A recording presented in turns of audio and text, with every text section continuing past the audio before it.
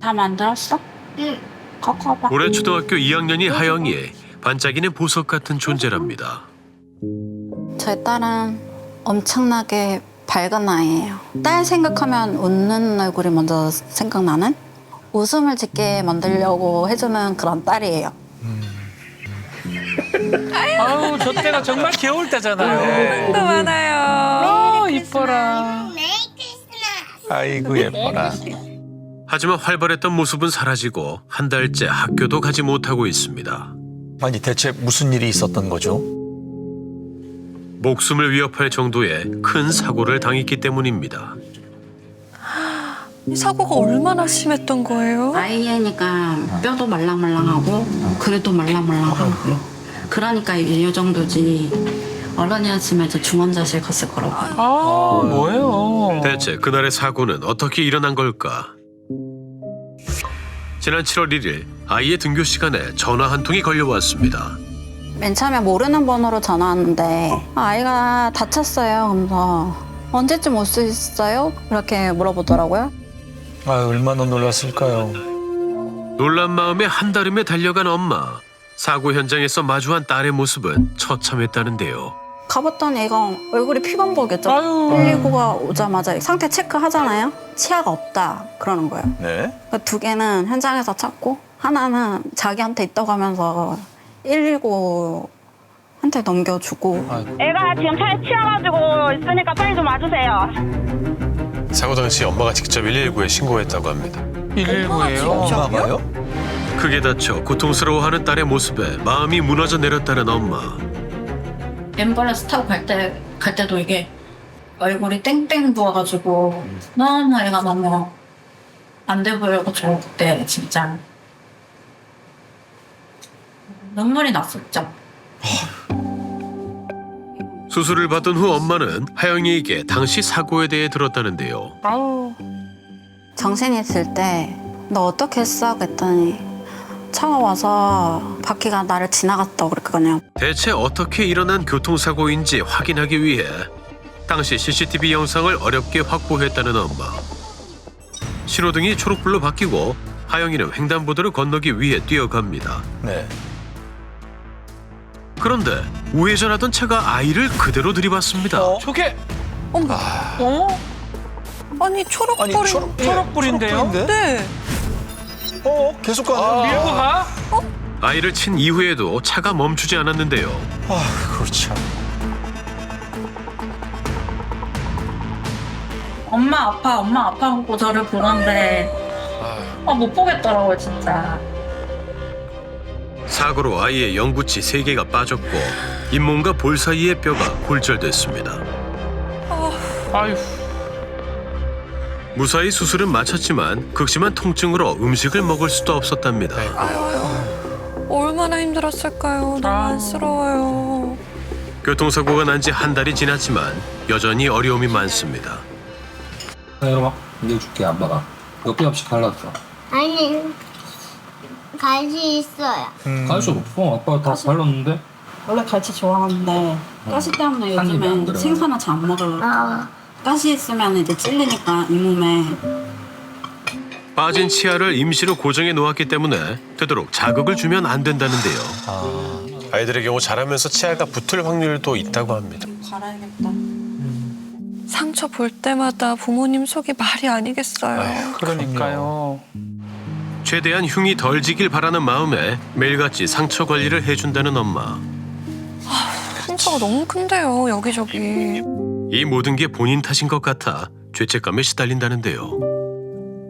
요즘 따라 부쩍 엄마한테 떨어지지 않으려고 하는 둘째 때문에 하필 그날 하영이를 혼자 보냈다는 겁니다. 둘째가 너무 엄마한테 안 떨어지려고 해가지고 계속했다가 요즘 근래 안 따라갔던 건데 둘째가 울면서 이제 1층까지 와가지고 따라 안 되겠다 하면서 이제 너 혼자 갈 수 있지 그러면서 보냈는데 내가 같이 가줬으면은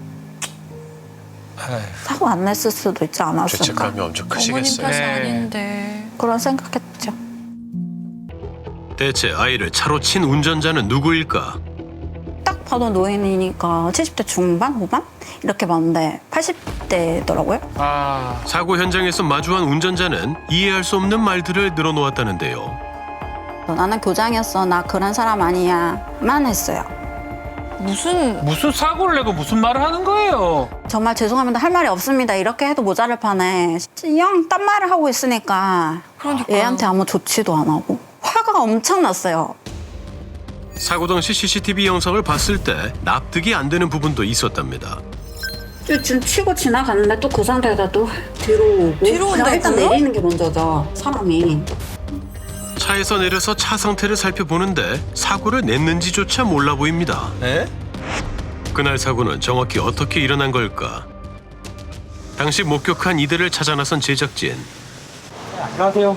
팀 MBC 실업단대 나왔는데요. 이런 이제 바람들인데 그 사람 왜 이제 정지를 해야 되는데 멈춤을 해야 되는데 멈춤 안 하고 가는 것 같아요. 아, 가야 된다. 뭔가 확인을 하고 가야지.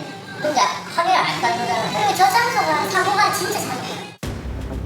사고 당시 옆에서 지켜본 목격자도 같은 지적을 합니다. 저기서 우회전을 해서 들어오는 차가 초록불이었는데 멈추지도 않고 바로 오는 바람에 아기가 바로 치여서 앞바퀴 뒷바퀴로 아기 얼굴 턱 쪽을 밟아가지고 이빨도 다 빠지고 깔리고 나서 얼굴을 봤는데 얼굴에 핏줄이 다 터져서 그런지 얼굴 다 빨갛더라고요. 아, 그런데 사고 직후 운전자의 행동을 이해할 수 없었다고 합니다. 아기 깔리면 놀래서 빨리 뛰어가야 되는 건데 그런 것도 없이 그냥 밟혔네? 차 대고 천천히 걸어간 거를 봤어요. 그 차량을 보잖아요. 어떻게 저렇게 생각을 할 수가 있지라는 생각을 했던 것 같아요. 그날의 악몽에서 벗어나지 못하고 있는 하영이. 신호등 잘 보고 다니라고 했는데 잘 보고 다니다가 아유. 사고 났어요. 이제는 차차에 치는 게 기억나서 사고 나기 전에는 안 그랬는데 요즘은 그래. 그날 이후 학교를 가기는커녕 친구들과 놀 수도 없었습니다. 9살 아이의 평범한 일상이 사라졌습니다. 친구들이랑 가끔 놀고 싶어요. 햇빛 보면 안 돼요. 그래서 친구 집도 못 놀러 가요. 아이고. 얼마나 속상할까요. 운전자는 대체 왜 아무런 조치를 하지 않은 걸까? 가해 차량 운전자의 입장을 물어봤습니다. 일 안 보였다고 하셨어. 아버지께서도 이제 뭐 이렇게 너무 충격이 이렇게 있다 보니까 몸 위로 차 바퀴가 지나가 심하게 다친 상태였지만 또다시 치일지도 모른다는 두려움에 아이고. 인도로 도망쳤다는 아이.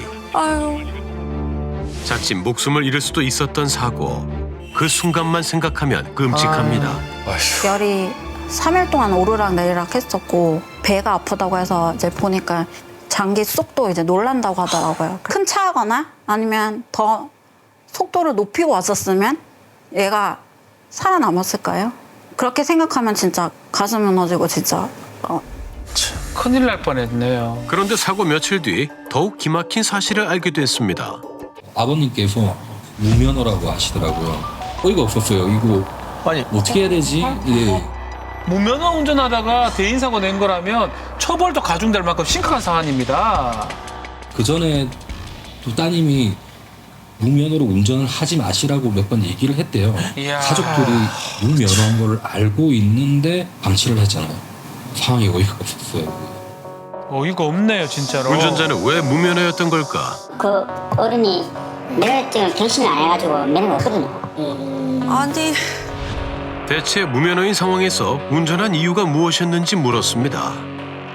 알고 있고 앞으로 운전을 하시면 안 됩니다. 면허가 정지되는 순간부터 제가 이야기를 했거든요. 왜냐면 저도 알잖아요. 고령 운전자가 그런 상황이니까 운전을 안 했으면 좋겠다. 뭐 어제 뭐가 쉬어서 이제 운전을 했다라고 이제 이야기하시죠. 하영이 엄마는 가해 운전자가 원망스럽고 용서할 수도 없답니다. 평생 갖고 가야 이 치아는 어떻게 할 것이며 우리 애는 진짜 몸과 마음 다 상처받았는데 제가 쉽게 사과를 받아들일 수 있겠어요, 솔직히. 학교를 못 가고 친구들하고도 어울리지도 못하고 본인은 사고 치고 괴로우셨겠지만 우리 딸은 그 순간부터 인생이 망가졌다고요. 사고 순간부터 현장 대처 그리고 지금까지의 운전자의 태도를 도무지 이해할 수 없다는데요. 애 앞에서 지금까지 미안하다는 얘기도 한 번도 안 했는데 병원에 입원했을 때도 딸이 오고 할아버지는 몸이 아프셔서 그 핑계 대더라고요. 일단 사과하기 바쁜 상황이었고 저한테 무릎 꿇으려고도 하길래 이러시지 말아라 그러고 저는 마음 바뀔 일이 없다고 그러면서 가해 운전자는 왜 처음부터 지금까지 사과하지 않은 걸까? 아버지께서도 이제 뭐 이렇게 너무 충격이 이렇게 있다 보니까 제가 왔다 갔다 하고 제가 행동하는 게 그게 저는 사과였다고 생각하거든요. 그래서 전화를 드렸고 우선은 뭐 애가 치료가 우선이니까 치료가 100% 애가 회복이 될 수는 없겠지만 그에 버금가게끔 치료는 충분히 저희가 보상을 해드리겠으니까 치료 열심히 받으셔라. 취재 중 직접 찾아와 사과하겠다는 의사를 밝힌 운전자. 하지만 하영이는 사과를 받아들일 준비가 되지 않았다는데요. 하고 난 후에는 차가 오거나 이렇게 하면은 이제 약간 움츠린다거나 이제면 싫어하는 행동들을 하니까 이제 그때는 제가 앞에서 보호해주고 제가 알아서 이제 해주죠. 정신과에서 또 이제 테스트 해봤는데 불안증이 나와가지고 심리 치료를 해볼까 해서 지금 알아보고 있어요. 하여튼 모든 것이 저는 제 딸 우선입니다. 아이가 입은 몸과 마음의 상처가 아물 때까지 시간이 필요하다는 겁니다. 그렇다면 해당 교통사고에 대한 조사는 어떻게 진행되고 있을까?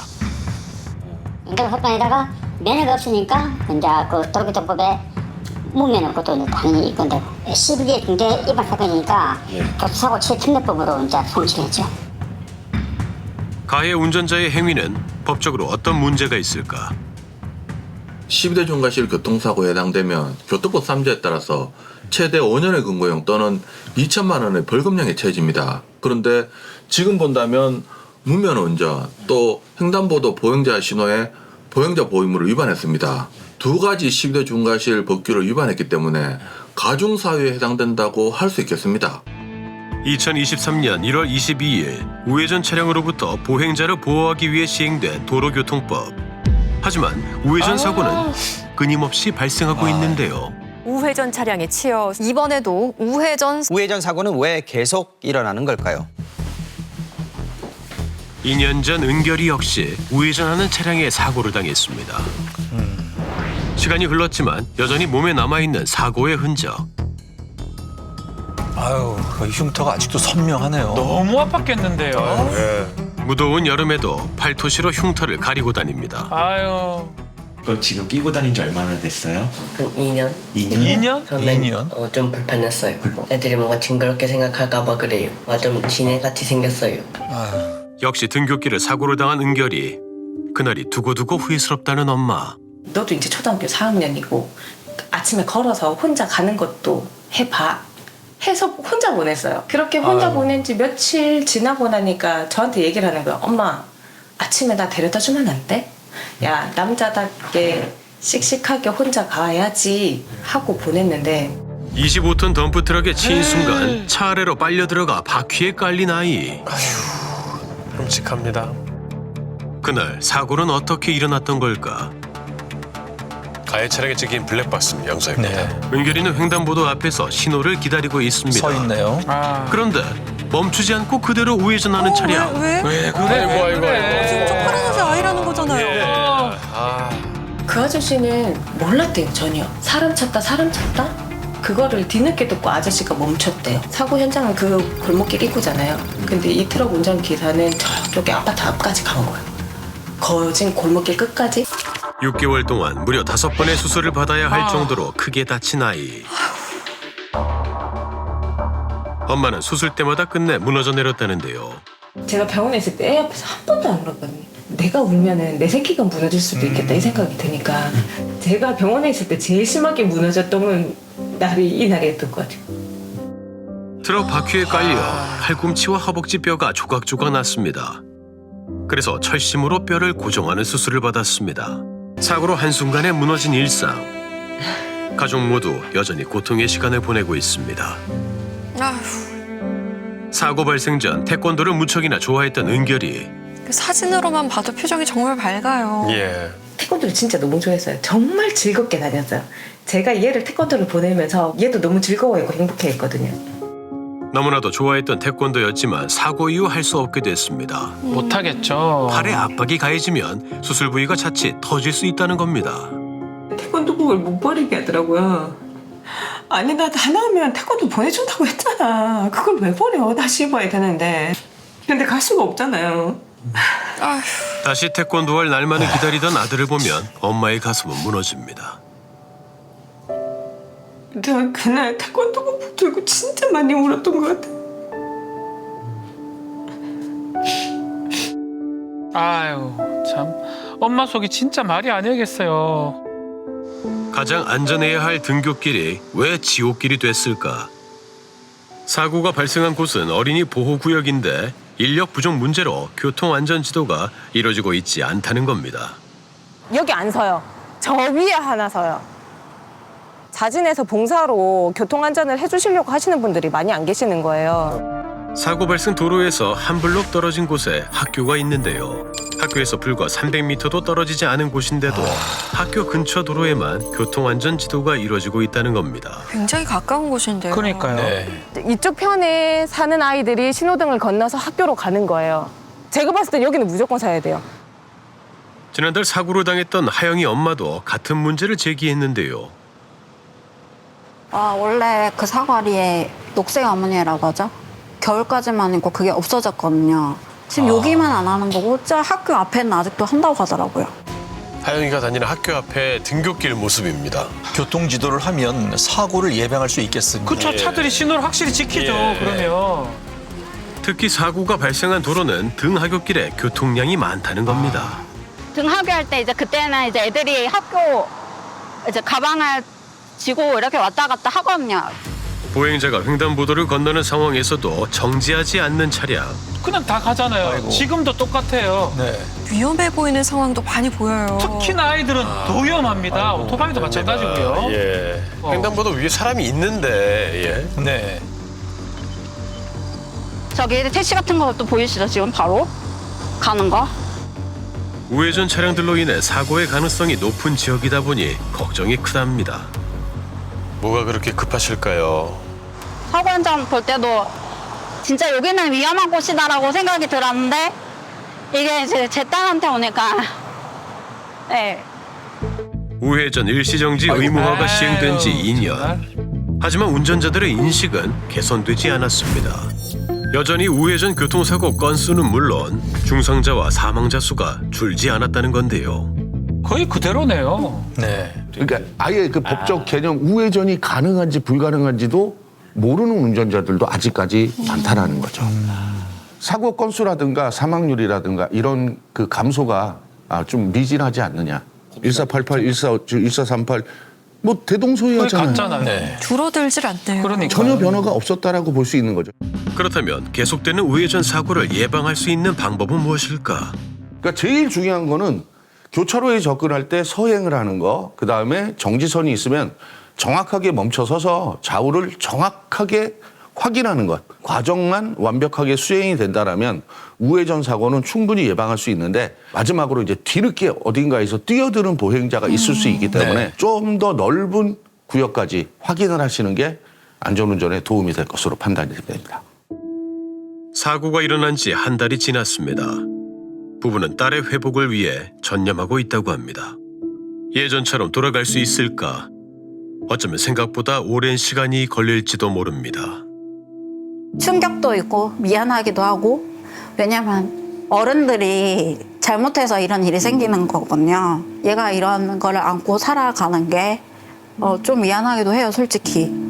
얘 한 명이 아니고 우리나라에 살고 있는 아이들이 똑같이 당할 수도 있는 사고기도 하고요. 사회가 너무 심각하게 바라봐야 할 시선이 아닌가 싶어요.